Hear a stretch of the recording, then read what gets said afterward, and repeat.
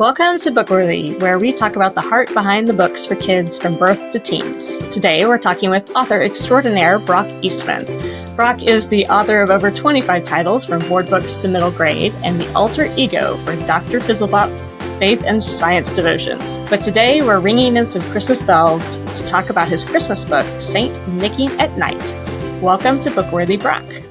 Thank you, Valerie. Thank you so much for having me. I appreciate it. I'm very excited. It is a pleasure to have you back. We had you back in season 4 when we were talking about the Go Bible, but I only had you for like a little bit, so I'm glad to have a little bit more time with you today. Best was when I got to see you in Texas at a book signing. That was super fun. That was super fun. My kids still talk about, are you going to go back there again? I think I actually went to that store a second time, and they're like, weren't you here for the Brock Eastman event? I'm like, yes, I'm so glad I have a memorable face. That's great customer service. So, I'd love that. I love that. I still have my cookie. They made. Still cut one of the cookies. Awesome.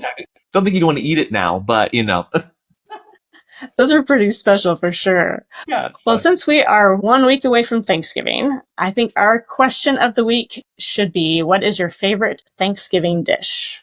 Oh, that's a great question. And it's my favorite, and nobody else in my family eats it. So every Thanksgiving, I've had this growing up. I've always loved it. But my wife will specifically get the ingredients to make this one dish for me. And then I eat it for like the next 2 weeks. So it's green bean casserole. It's got green beans, and then it's got like the mushroom soup on it, I think. And it's got mushroom soup, onions. Yep. Yeah, and then the golden onion, crispy golden onions. It's like one of my favorites, but nobody else eats it. So she'll make me this big batch, right? Because you have to make a certain size. And then I will literally pick at it for the next week and a half. It's my favorite. So green bean casserole. That was a favorite of mine growing up. Like, it was like the only thing I would eat at Thanksgiving because I just didn't like much of it. But then we started doing a deconstructed bacon green bean casserole, and that kind of made the classic green bean casserole go to the back shelf. So send me that recipe, and this Thanksgiving we'll get it all the ingredients quick so we have it ready for Thanksgiving, and I'll test them both and we'll go for it. All right, there you go, side by side. We'll get it all going. Well, let's get into the Christmas spirit here. Tell us a little bit about your book, Saint Nicking at Night. Yeah, this one here it is right here. It's a little hardback one. This was more of a, Valerie, there's those books that you do because you love the idea, you love the story behind it. It's got this warm feel to a connection to your family and things like that. And so this is Saint Nicking at Night. It's just a cute little picture book about these two little girls who are out to deliver gifts to a neighbor in need.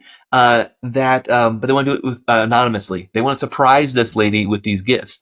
Now these gifts are heartfelt. They've spent months watching and observing their neighbor and thinking, what does she like? What does she want? So they don't ever ask her, because they want it to be a surprise. And then they want to give her these gifts that she'll really enjoy, right? And so these two little girls, sweet little story. They're named after my kids, of course. I typically do that, which I think people eventually are going to wonder why these names are like all my books. But, hey, it's what I do. So it's a sweet little story, but it actually came out of something that my wife and I have done with our kids for years and years and years. Back in, Kinley and Elsie were probably 4 years old and 2 years old or somewhere in that range. And a group from our church got together and they said, hey, we want to bless a family. So they asked for some names from our church of some people who were really in need that Christmas. And so we got a list. We got kind of the things they like. We followed the 3 gifts of the wise men. So gold, frankincense, myrrh. So a gift for the body, a gift for the spirit, and then something that's just special, just something you just would want to have. And that's kind of the gold gift, right? The fun thing. So we got these lists. And our small group divided this family up into, I think there were 5 people in the family, including the adults. And we each took one family member, and then we went shopping. So we all met together, went shopping, and bought the items on that list for those people. Brought them back home with the group, and we all did like a wrapping party, wrapped it all together, had Christmas cookies, the whole thing. And then at night, one of the families would take those gifts and drop them off the house anonymously, meaning they would take them, they would put them on the stairs, and they would leave. Ring the doorbell and leave, just like Saint Nick. And the whole idea that we wanted to teach our kids through this was giving should never be about what you get out of it. It shouldn't. Now, did we feel good that we were doing this? We absolutely felt good. And that's okay. it's okay. I don't want kids to think that's not okay. But it really shouldn't be about somebody being like, oh, thank you so much, Valerie, for these gifts. Thank you, Brock. That was that's not the gratitude we want back, right? So that's the idea of the anonymous, just like what Saint Nick really did, Saint Nicholas did. So this story just actually, a lot of my stories, Valerie, we've talked about in the past, are from moments in my life, things that I've experienced or done. I think that's where, as authors, we draw inspiration from. And so that's really what the story is about. It comes out of this moment of my family doing this. So I wrote this article many years ago for Focus on the Family for their magazine about St. Nicky at Night, and published it anonymously because you have to. So it published anonymously. And then I did it for Clubhouse. And I'm like, you know what? I just want to make a book that will live on past a magazine article that people can enjoy and just have a sweet holiday moment, but also hopefully inspire families to go do it. So it's a cute book with lots of great illustrations and artwork of the little girls, crossing. You've seen it, crossing through the neighborhood safely, of course, at night, and they give the gifts. But in the back of the book, I actually have listed out two important things. One is I'm sorry, I'm going to flip to it for a second. One is, what is St. Nicky? How do you do it? And so the idea is so families can do it at home. And I would encourage them. It's not too late. It's Thanksgiving. You guys can go out and you can find out how to do this. And then you can get your church involved and find out some families that need it. And then we outline the 3 gifts of the Magi, which just makes it easy for families to follow. Like, well, what do I do? Just follow the 3 gifts of the Magi. Those are great gifts for Jesus. They're great gifts for anyone else you need to give them to. I love that, what is it with, as Christian parents, dealing with Santa is always a personal decision, and whether that's going to be a part of your Christmas tradition or not. But I love bringing the heart behind Santa Claus and Saint Nick, and that giving gifts and giving anonymously is the heart of it all. It's about giving, just like God gave to us Christ on Christmas. And I love that you've kind of given families a way of incorporating that heart of St. Nicholas and Santa into a world where they may not have Santa delivering gifts through the chimney or that kind of thing, but to have that same heart that man had for the people around us. And it allows our kids to keep their eyes open and be observant of people. It's like, okay, who would we want to bless? Who do we know? But it also requires us to know people. Because I know a lot of times in our own neighborhoods, we can get really just behind closed doors. We drive into our garages, close the garage door, and, we never meet our neighbors until, oh, you're moving in, you're moving out. But it makes us to be observant and to step forward and to step out and to be a light in our neighborhoods. And I think that is just a sweet tradition to bring in to families, and especially for kids, because helping them kind of think beyond all the things they're going to get at Christmas is always the challenge. You said it exactly right. We kids will say, we celebrate Santa differently here. So Santa brings a gift every year, right? But it's one gift. And we're very careful to not make it all be from Santa Claus or anything like that. We still go visit Santa and sit and get our family picture for fun to do that. But we really try to refocus it on what is the meaning of the season it is. And really, yes, it's about Jesus' birth, but it's about what Jesus did for us. And it's that gift. And he didn't have to do it. I mean, God sent his son for us. He could have said, sorry, people, you messed up back in the Garden of Eden. You're toast. He could have said that. He didn't. He had a redemptive plan for thousands of years to be captivated in that Christmas moment. So we want that celebration really to be as much about the idea of the gift that God gave us, but truly about what that means from a spiritual side, on how our kids can learn and grow and know about the redemptive story. Because we get caught up in the whole presents, right? And yes, the presents represent something very specific, a gift. They don't represent the new Star Wars toy or the new Squishmallow that you're going to get or whatever that might be, right? Not that those are bad things. That's not what Christmas represents, So I love that you said that, because I think that's important. The community side that you acknowledge is so important. We often don't know our neighbors, and sometimes they might be really lonely people. We live in a very fallen, dark world at times, and we can be that light at Christmas for those people who need it the most. And maybe they don't need gifts, but maybe they just need someone, and they need to know someone cares about them and sees them. Yeah. So I love that, Valerie. I think that's how this book can really be a helpful tool for kids and families to get in the spirit and to really know what Christmas can be about for them, and a tradition they can have and pass down to their kids and to their kids and to their kids. So we'll never outlive Jesus. Never outlive Jesus or Christmas, for that matter. But I love that it's just kind of a book to help refocus Christmas and to get our hearts in just a different space. Just to remind, we can give because God gave. And that is really the heart of it all. And so I love what you've done with the book. And the illustrations are really sweet. Yeah. Thank you. I Thank you. think your grandchildren will really enjoy having their parents' names in your books. So I'm I sure they think will. that's sweet. And they'll be like, Grandpa, when are you going to write one about us? I'm like, don't worry. It's in the works now. I don't want to think about grandchildren. My oldest is 15. We got a long way to go, right, Valerie? Let's let the teenagers be teenagers, please. But you're always thinking we're what is it, authors, so we always think about all the things. So Yeah, that's too true. fun. Well, Brock, tell us a little bit about how your writing journey began. I know it's quite a fun story, so give us a snippet.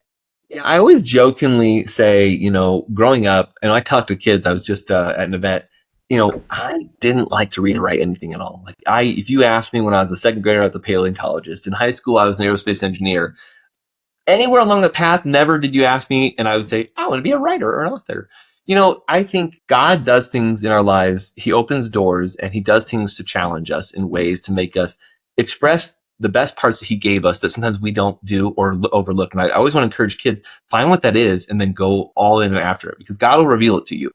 And so it was actually, I got an opportunity to come work out here. Well, okay, sorry, there's two sides of it. I don't know if you want me to tell the Harry Potter part or if you want me to tell the Focus on the Family part, but they're all part of Ooh, the I story. know the focus on the family part. What's the Harry Potter part? Okay, so Tell me that part. It's all part of the story. But actually, it was in college, and for our listeners out here, take or leave Harry Potter. That's your choice. But it's a part of my story and how I got into writing. My wife, by the time she was my girlfriend, and we were dating, and we're like, let's do something together. And she's like, let's read the Harry Potter series together. And I never read it. So we started reading the Harry Potter series, not together as in sit down and read it, but as in racing through it because we're very competitive and we like to be competitive with each other. So we started reading. She's a much faster reader, Valerie. She knew she was going to beat me. But the one thing I had going was book 6 and book 7 were not out yet. Yeah, I'm that old. That book 6 and 7 were not out yet. So we read them, and she was way ahead of me, but I started to catch her. Book 6 came out. She beat me down with it. I started to catch her because we were waiting for book 7. We went to the midnight release of book 7, the whole thing. Borders stores were still around at the time.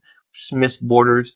And we read the series, but there's this funny moment when we were at a friend's house eating dinner, and we're just early on dating. And I left the table to go to the restroom, right? And I'm going to excuse myself. And in her purse in the hall is Harry Potter and the Deathly Hallows. So I took it out and I went to the restroom and I read for like a half an hour. And they're like wondering what's wrong with this guy. Is he okay? Finally, they came and checked on me. I was fine. I was just reading the book. So I wanted to get ahead of her. Anyhow, so she said, maybe that was cheating, maybe not. I mean, the book was there. It was available. I read every word. Anyway, so that's part of our story, but it's also part of the story of who Ashley and I are and our dating and our marriage story and who we are. But what that did for me was reading these books. I didn't like to read a lot growing up, but as I read it, I'm like, wow, like on this paper, this text, this black and white text is a whole world. And there's characters that I actually want to get to know and enjoy and like. Yes, I love Severus Snape. I think he's fantastic. Whether people like that or not, one of my favorite characters of all time. But it was that moment when the story was brought to life for me that I thought I could write a book. I could do that. No, Valerie, training in writing at all. Like I didn't pay attention to English. I wrote exactly what I had to write. And so I sat down for the next year and a half, 2005, 2006, somewhere in there. And I wrote my first manuscript. In fact, I have it right here somewhere. I would pull it out, but maybe right here. My first book is this. And so I self-published it, Valerie, as we often do, right? But remember, this isn't like good self-publishing like we have now, where somebody like you or I has pretty good skills, and at least we learn skills, we put it to practice, and we've got some great tools to use. This is ancient work. Anyhow, but this is the first book. And I wrote it, and I gave a copy to my mom, my dad, my wife, my sister. There's like 5 copies in existence, okay? And that was it. That was in 2006, 2007. Fast forward, I get married. I find myself at Focus on the Family, and I'm at a conference called ICRS, International Christian Retail Show. And I'm like, and this maybe sounds arrogant, and I don't mean it to be arrogant, but I'm like, wait, if that guy could get published, I bet I could get published. If that lady could have a book, I bet I could. I've got a book. How do I do this? I don't know if it was arrogance as much as like open, like, whoa, like my mind's blown. This can happen for anyone. It really can. Yeah. And so working at Focus on Family, I kind of reached out to my publishing friends. Larry Whedon is still there, and he is my first and ever initial mentor into publishing. And we sat down in the Chapelteria. That's a story for another time. And he talked me through what it looked like to get my book published. And so I sent it out and had a publisher called P&R pick up the Quest Your Truth series, which is now 5 books. And that was my first foray. So that's a lot longer story than you wanted, Valerie, on our time here.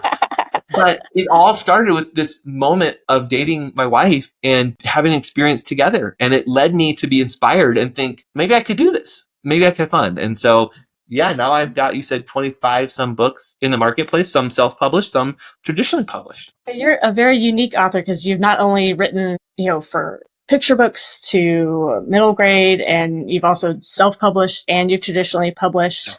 What's been your favorite part of the process? Ooh, that's a good question. So actually, my favorite part I find, so yeah, 'cause you're right. I've done, all the way up to YA in nonfiction and fiction.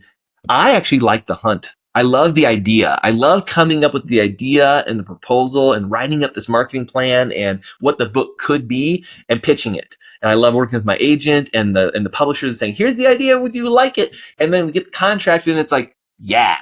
And then I have to write the thing. And that's what I don't like. I don't like the writing part and the editing part. It's easy to get excited about an idea. Yes.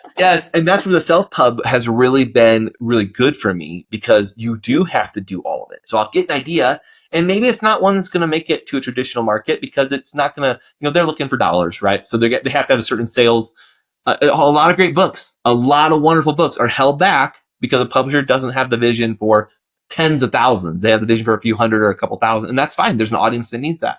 So those ideas, then I have to work the whole process. And what I've enjoyed most about that is being your own art director, finding the right editor, making sure the format is right, finding the distribution channels, doing all your own marketing. And I think while that's a lot of work, it's also really fun, and been really good at crafting and honing my skills over time, because I learn a lot more in the how-to than I wouldn't otherwise as just a traditional publisher. Here's my manuscript, done.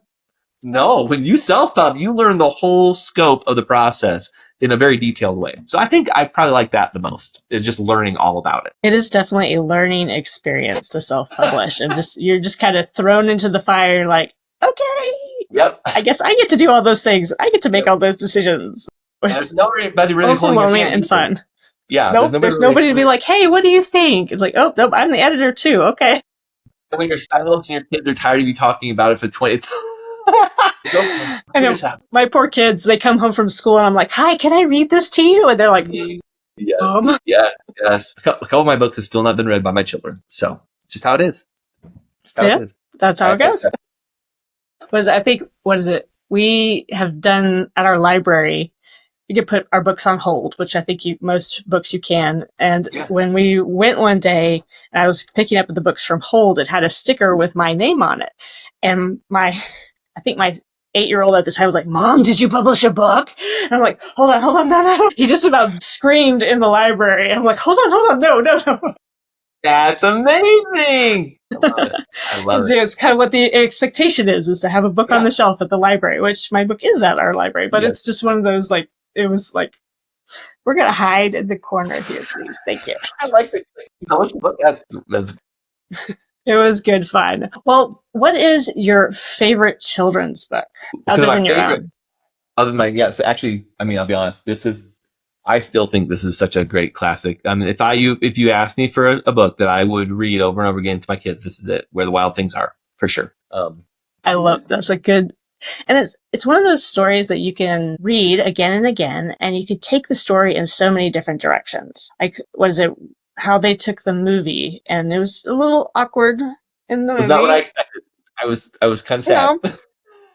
The movie, but it's an interesting story that it can have so many layers to it, and so when you read it to the extrovert kid, it's going to mean one thing. When you read to the introvert, it's going to mean another, and so it's a very dynamic story, and I think that is what makes it such a good, long-lasting story.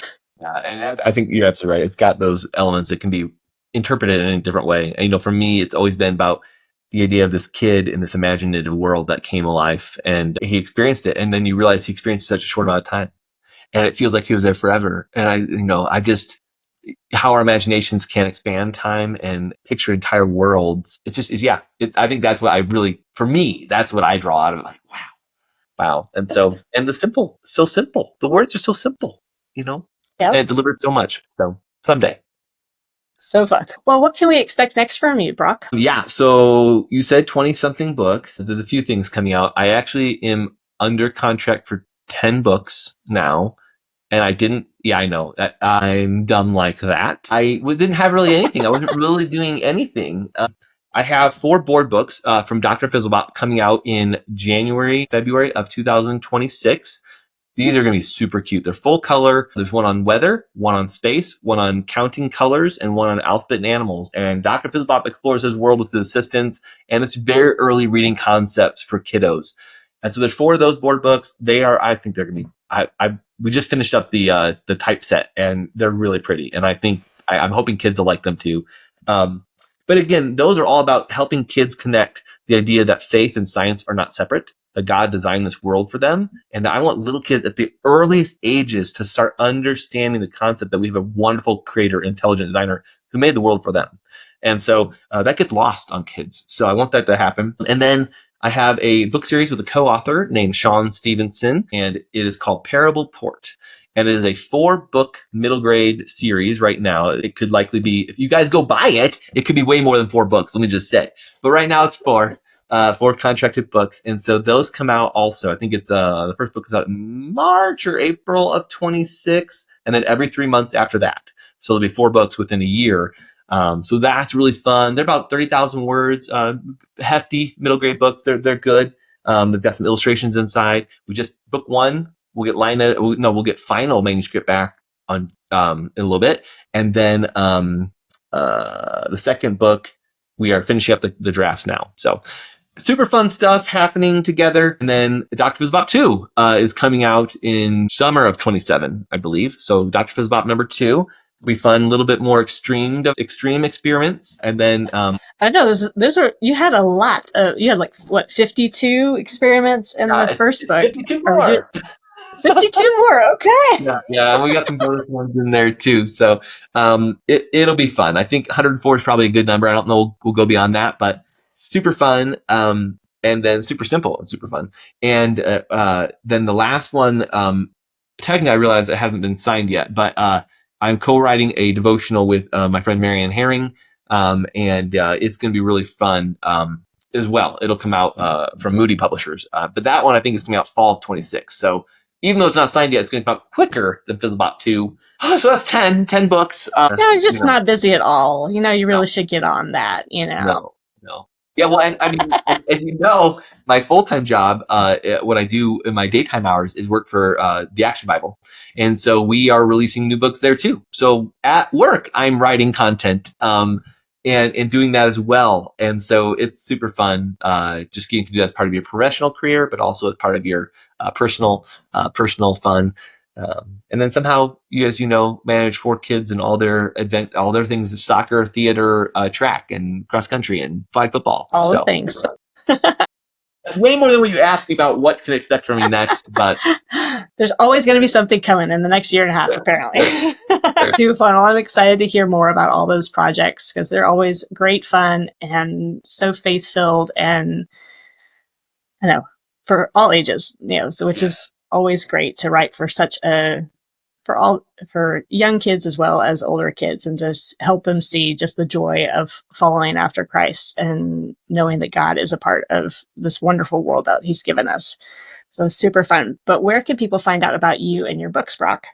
Easiest one is BrockEastman.com. So if you go there, and it's Eastman with an A at the end, because that gets confusing, but BrockEastman.com. So you can get to all my other things from there, and that's the easiest place. Yeah.